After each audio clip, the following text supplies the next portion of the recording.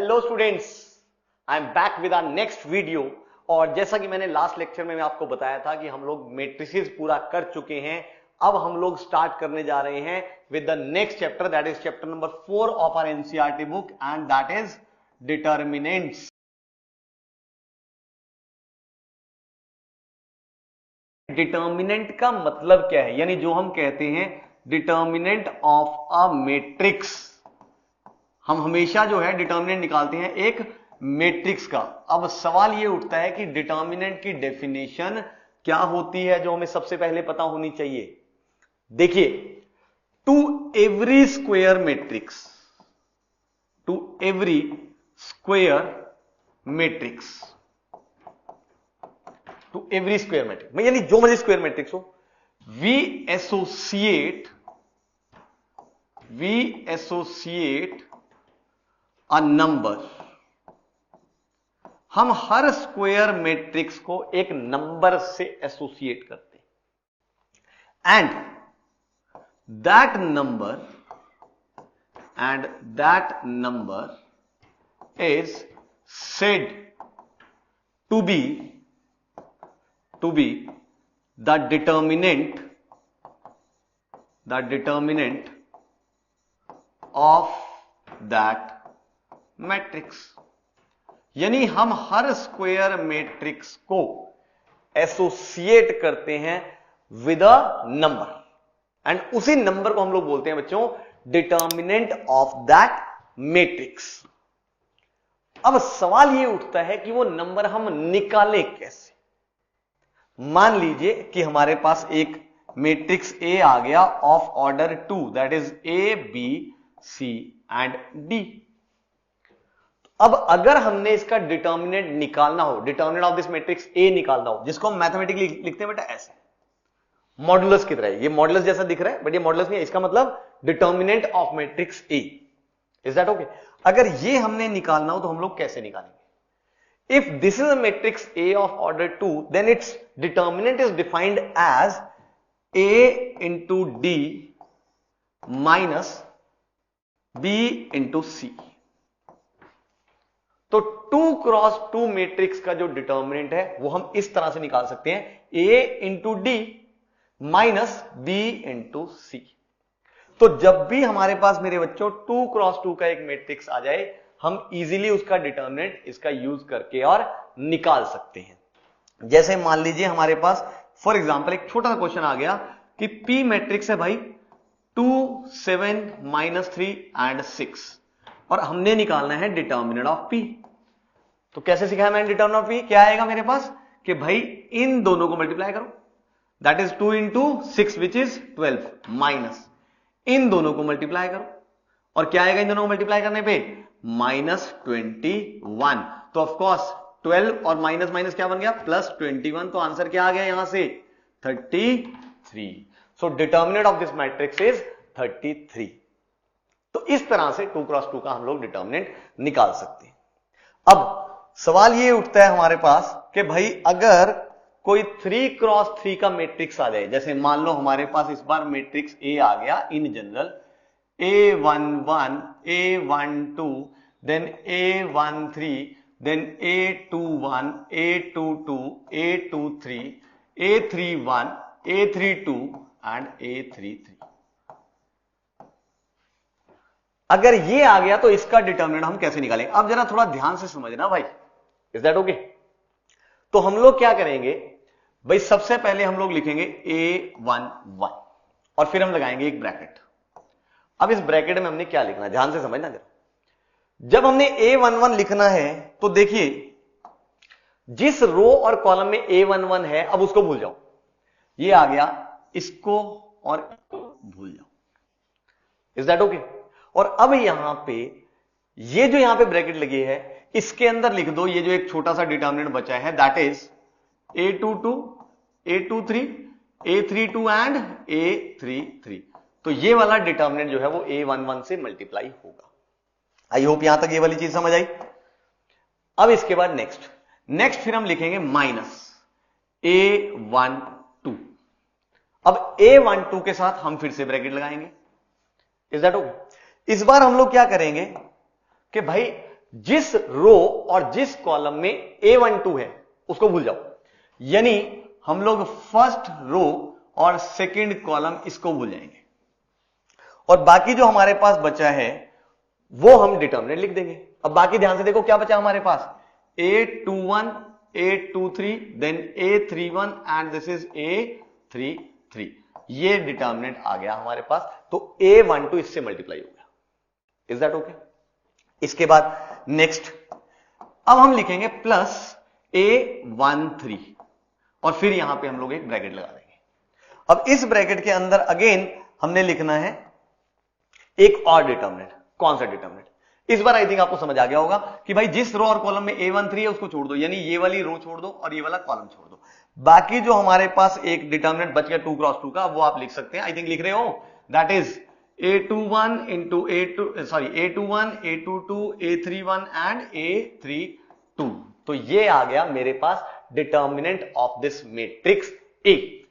तो इस तरह से हम लोग इन जनरल एक 3 क्रॉस 3 मैट्रिक्स का डिटर्मिनेंट इजीली निकाल सकते हैं। आई होप यहां तक समझ आ गया होगा। यानी अब अगर मैं इसको फर्दर लिखूं तो ध्यान से देखिए फर्दर क्या आ जाएगा कि भाई determinant of A is nothing but A11, जो ब्रैकेट में आया ध्यान से देखो क्या आ गया, A11। तो इस रो और इस कॉलम को छोड़ दिया हमने। अब ये वाला डिटर्मिनेंट लिखना है तो हम लोग देखो सीधा कैसे लिखेंगे, दिस इंटू दिस, यानी A22 इंटू A33 माइनस, क्योंकि 2 क्रॉस 2 का डिटर्मिनेंट निकालना आती है ना, माइनस दिस इंटू दिस, यानी ये आ गया A32 into A23। Is that okay? फिर उसके बाद माइनस A12। अब जब हमने A12 के साथ लिखना है तो ध्यान से इसकी रो और इसके कॉलम को छोड़ दो, यानी अब ये वाला मल्टीप्लाई होगा किससे, इससे, तो ये आ गया A21 A33 माइनस, फिर ये वाला मल्टीप्लाई होगा इससे, that is A31 into A23। Is that okay? And plus फिर आ गया A13।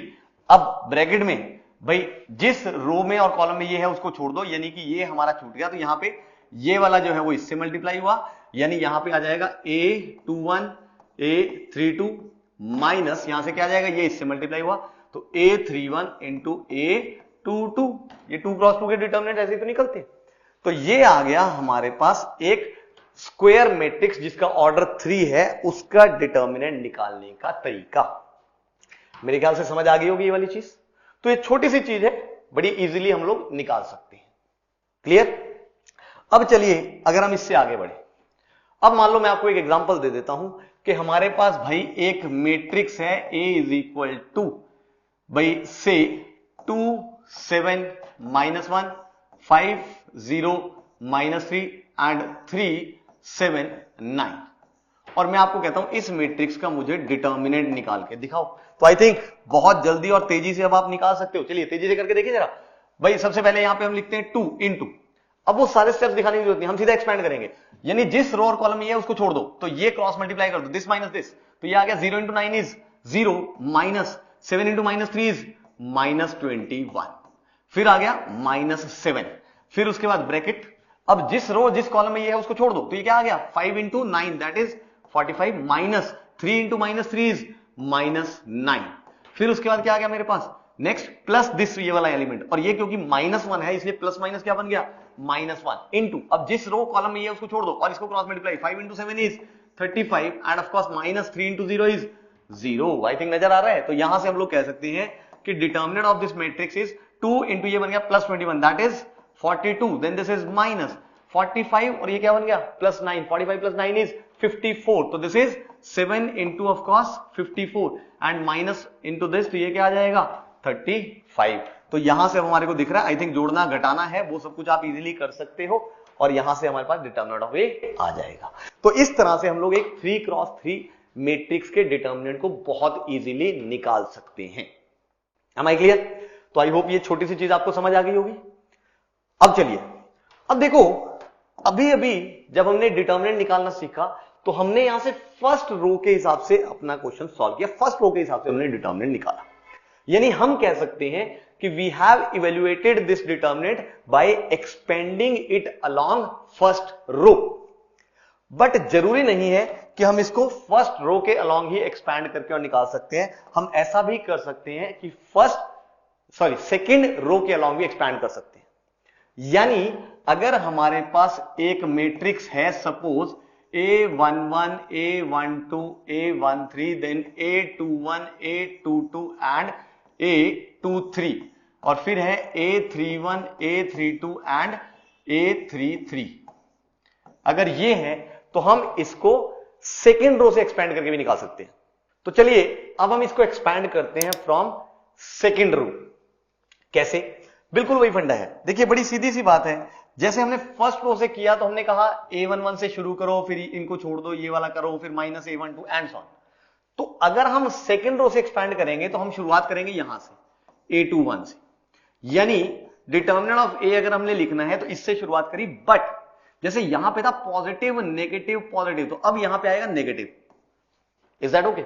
अब ब्रैकेट में भाई जिस रो में और जिस कॉलम में ये है हमारे पास, जिस रो में और जिस कॉलम में ये है उसको छोड़ दो और बाकी जो बच गया, बाकी बचे ये वाले चार एलिमेंट्स, बोलो दिख रहे हैं कि नहीं? इनका डिटर्मिनेंट। और वो कैसे निकालेंगे?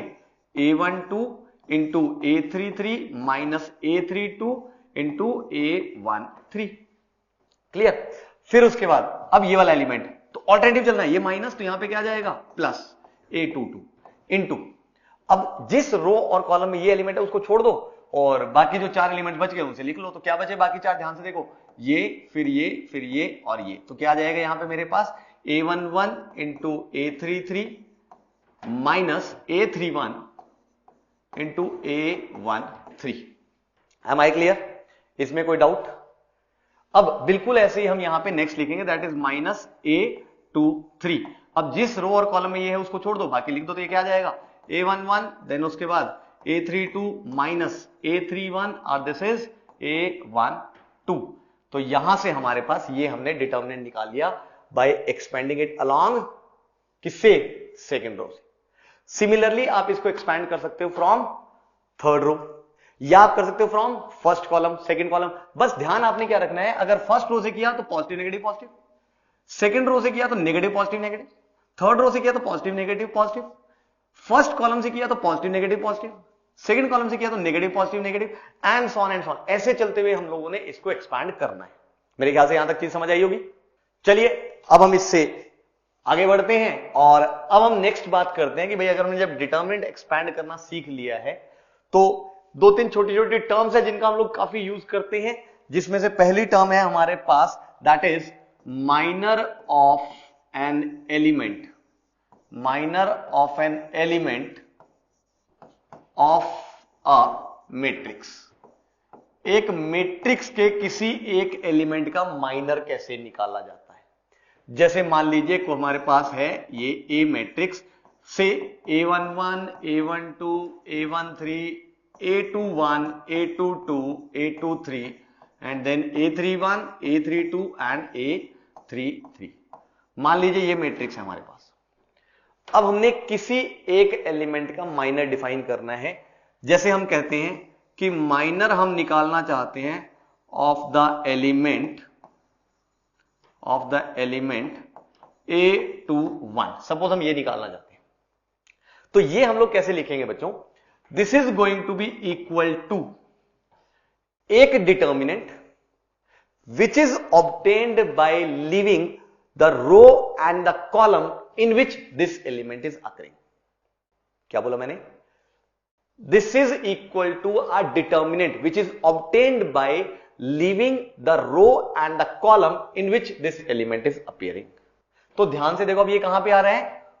सेकेंड रो और फर्स्ट कॉलम में, यानी सेकेंड रो और फर्स्ट कॉलम को छोड़ के उसको जो एक छोड़ के जो डिटर्मिनेंट बना, क्या बना डिटर्मिनेंट? ध्यान से देखो, that is A12, A13, then A32 and A33। तो ये डिटर्मिनेंट आ गया किसके equal? Minor of this element A21। तो इस तरह से हम लोग एक मैट्रिक्स के किसी भी एलिमेंट का जो माइनर है वो हम निकाल सकते हैं। Am I clear? अब ये जो मैंने यहां पे लिखा है यार, ऐसे इतना बड़ा ये माइनर ऑफ एलिमेंट A21, हम ऐसे नहीं लिखेंगे, हम इसको लिखेंगे कैपिटल M21। ये मैथमेटिकल नोटेशन है, कैपिटल M21। इसका मतलब है कि भाई minor of the element A21, और ये किसके इक्वल हो जाएगा? ध्यान से देखो भाई, this is going to equal to A12 into A33 minus A32 into A13। तो इस तरह से हम किसी भी एक एलिमेंट का माइनर बहुत इजीली निकाल सकते हैं। बोलिए, एम आई क्लियर? यहां तक कोई चीज ना समझ आई हो? अब तो यानी अगर हमें एक मैट्रिक्स दिया, उसके किसी एलिमेंट का हमसे माइनर पूछेगा तो हम इजीली निकाल डालेंगे, कोई इसमें तो दिक्कत वाली बात ही नहीं है ना? अब इसके बाद हम लोग बात करते हैं कोफैक्टर ऑफ एन एलिमेंट।